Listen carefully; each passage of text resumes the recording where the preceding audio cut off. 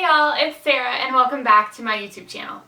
Alright, so I am so excited to be back filming. It's been a little bit since I was on my winter break for my teaching job. I have transitioned into a new position and I start today.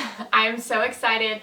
I go into work in about 3 hours and I'm working at my local public library doing youth services and outreach and education, and I am so excited. So I'm going to be filming a video today that is a book haul. Those of y'all that know me know I don't buy a lot of books. I typically only buy books that I have already read and liked, because I don't like just having books on my shelf that I haven't read or I don't know if I'm going to like, because eventually then I don't read them. I'm a library gal through and through, so I typically get books from the library, read them. If I like them and I want to keep them, then I might buy them. That being said, I do love a good deal. So if you sell books on Instagram, if you sell books on Facebook, if you sell books at a library or a thrift store, I am there. So I have 11 books in front of me, which for me is a lot. And this is a haul of probably the last 2 months. I know for some people that's a lot of books. I know for some people that's not a lot of books. But again, some of these are gifts and some of them are ARCs. So if you're excited to see what books I have recently gotten in the last 2 months, then just stick around and keep watching. Alright, so the first thing I'll show are some gifts. I got these both from my friend Tori. She is just like the nicest human on the planet, and she sent me both of these. I have read both of them, but I didn't have them in my collection. She is a magician and noticed that and got them for me. So the first book that I got from her is a classic for me, and that is Ruin and Rising. So I love the Grishaverse. I love Shadow and Bone. I had the first 2 books of this series, but I didn't have the third one.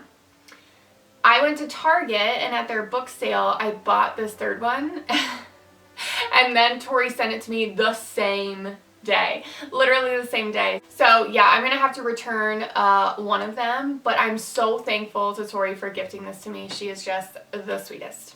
The next book that she got me is another classic of mine. It's a Sarah J. Maas book, and it is A Court of Mist and Fury. So I know this is a lot of people's favorite book. This is actually not my favorite in the series. That being said, I had the first book in this series in paperback, and I have A Court of Silver Flames in hardback, but I want to get the rest of the original trilogy, words are hard, in paperback. So Tori sent me this one as well, so I'm really excited to have this because I was hoping to do a reread this year. Alright, so the next 2 I'll show are ones that I read at the end of 2021, and I absolutely loved them. I had already posted my favorite books of 2021 on YouTube and on Instagram, and I thought like I wouldn't read anything else during the year that would really like be that book for me, and then I read my favorite book of the year. I'm so sorry, A Court of Silver Flames. This one took over. So the first one that I bought is Crescent City. Can we just like talk about the size of this book? It's like 800 pages. I'm obsessed with this book. I'm going to do a review here in the future soon, probably on Instagram. I'm obsessed with this book. This is my favorite book of the year. I sat reading this book for so long. It took me like 2 weeks to read, but I didn't even care. Like, I wanted to sit with these characters for that full 2 weeks. This book is epic. The new one in this series comes out February, end of February, I believe, and I'm just so excited. So I absolutely love this one, so I'm really excited to now have it on my shelf. My other book that I read at the end of 2021 that became a favorite, complete opposite in terms of like age spectrum, but this is Nevermore. Nevermore is a middle grade fantasy about a girl who is believed to be cursed, and she ends up being transported to another world. It has magical cats, it has dragons, it has a competition. It's super, super fun. So if you're looking for a middle grade that reminds you of reading when you were a kid, you know, like those series that you read when you were a kid and you were obsessed with them and you just wanted the next one and the next one, and maybe you went to Barnes & Noble at midnight to pick up the next book. That was me. This reminds me of that. And even though I love, you know, YA fantasy, and I do love adult books as well, I really want to be in touch with the middle grade, you know, genre, especially fantasy. because I will be working in a library and recommending those books to kids and things like that. And also because I'm working on a middle grade fantasy book of my own. So yeah, that's one of my goals for 2022. I came up with a lot of the concept in 2021, but I need to do a full plot outline. So yeah, I want to stay in touch with this genre. I've already started the second one on audio. I'm loving it so much. That loan is due tomorrow, so hopefully I can finish it today. But again, Nevermore is another really fun one I picked up, and I absolutely loved it. So I'm super excited to have this on my shelf. I will probably get the rest of the series. The next one I got is another ARC, and it is called How High We Go in the Dark. This is the best cover of a book I've ever seen. I'll say it now. I need this in an art print on my wall. It is beautiful. So again, this is an ARC that I got for a book tour.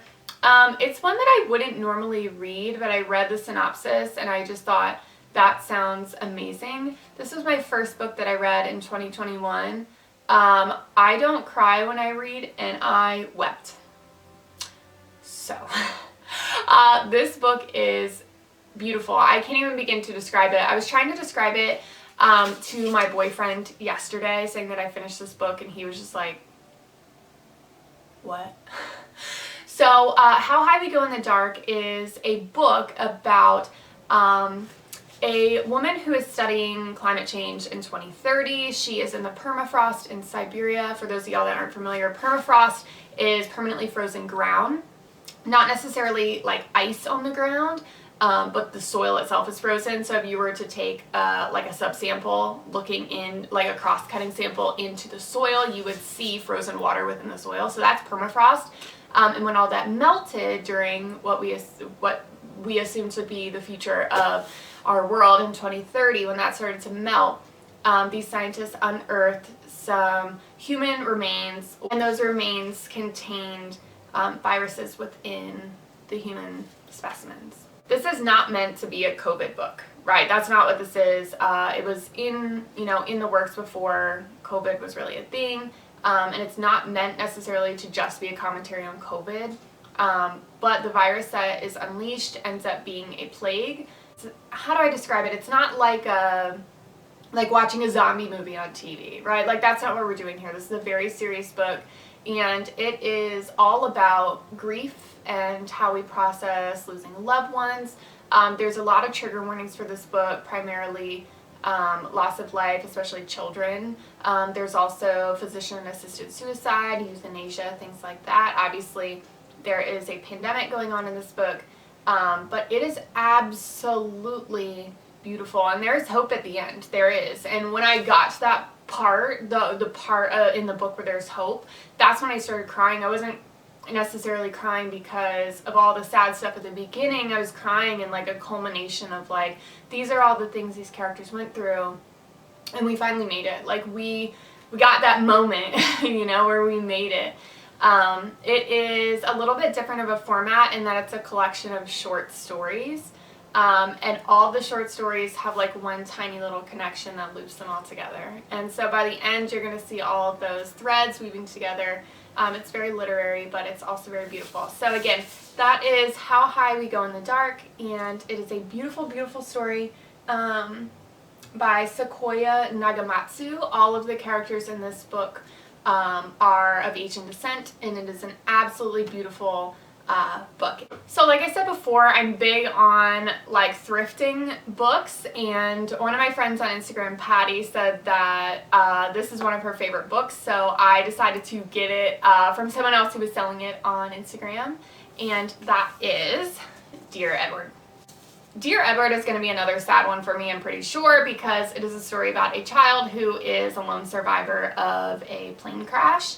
As someone who has a very intense phobia of flying, I hope I can handle this book, and I think I will be able to. My phobia about flying is not necessarily like a plane crash, it's other things, but I think I'm really, really gonna like this one, and that's why I got it, even though I haven't read it. I know I said I don't do that very often, but it was recommended by my girl Patty, and it was cheap, so I thought I would get it, and if I don't like it, then I'll gift it to someone else. Alright, so the next one I got at my local library's book sale, and it was like $1.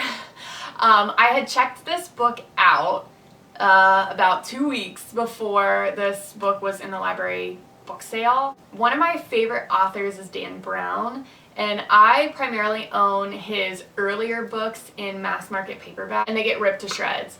I like having books that are pretty, so every time I like rip one of those books to shreds from reading it so much, I get a new copy, and in this case I was able to find the illustrated version, and that is Angels and Demons. So I'm absolutely obsessed with this book. This is the first book in the series of Robert Langdon that includes things like the Da Vinci Code and Inferno and all that jazz. So within the book, there's a lot of references to art and religion and churches and things like that. So when you read through the book, hopefully you can see this, it has illustrations of like the art that they're talking about, or the churches that they're in, you know, for example, some of these squares and things like that. So it's set in Rome, and it just has beautiful artwork. And some of my friends who have read this book recommended that I check out the illustrated versions. Alright, so the last three I got at Barnes & Noble on a sale, and I think I got a gift card or something like that. I posted these on Instagram, but I don't think I've showed them here on YouTube yet. But these are three that I have not read yet, and that's sort of like cardinal sin for me. But these are three that I had not read yet. One of them I had a copy of already before, but I swapped it out, and the other two were new releases that were recommended to me by like literally everyone. So the first one that I got was this one here, which is The Last Legacy. This is within the world of Fable. Fable and Namesake were two of my favorite books in 2020, I think in the end of 2020 and beginning of 2021. I got this book because I love the Fable series. I tried it. I got 100 pages in and I was like, nothing's happening. So many people are obsessed with this book, so I think I'm going to try it again here soon. When I was reading it, I was kind of at that place where I wasn't liking anything I was reading because I was so stressed in my personal life that like I was sabotaging my reading life. So I'm going to try this again, but yeah, I read like 100 pages and I was like, I don't know what to do. So I'm definitely going to keep it. I'm going to try it again. There's no shame in that. The next one I got was another new release by Elizabeth Lim, and it is 6 Crimson Cranes. I've talked about this book a little bit on my channel already. As far as I'm aware, it's about a princess who has magic, but she isn't supposed to. She's supposed to get married, and she somehow postpones that due to her a magical incident, I suppose.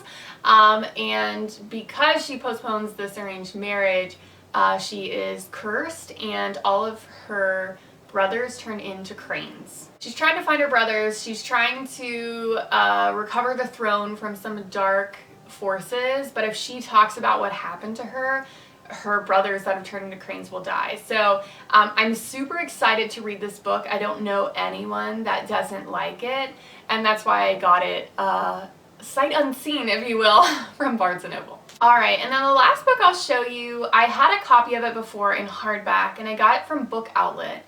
And when it came, like the entire book jacket on the spine was ripped. I kept not wanting to read the book because it was ripped. And I know for some people that might sound a little funny, but I like to take good care of my books, and so I was able to give that book to someone else, and I got a copy of it in paperback. I love the paperbacks of these Throne of Glass books. I don't know why I don't like the hardbacks. I have Tower of Dawn in hardback, and I just don't like it. I think based on how long,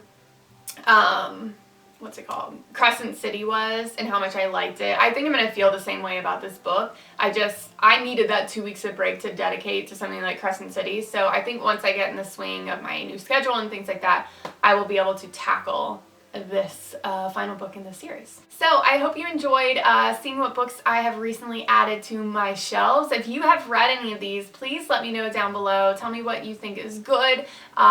Don't feel bad to tell me what you think is not good. And if there's anything that I just hauled that you want to read with me that I haven't read yet, please let me know. I love to buddy read. I'm over on Instagram at The Magical Reader, so you can message me there as well. So if you are interested in seeing more from me, please subscribe. Those of y'all that have been here with me since the beginning, I appreciate you a lot. So again, that was my book haul, and I hope you enjoyed. I'll see y'all in the next video. Bye!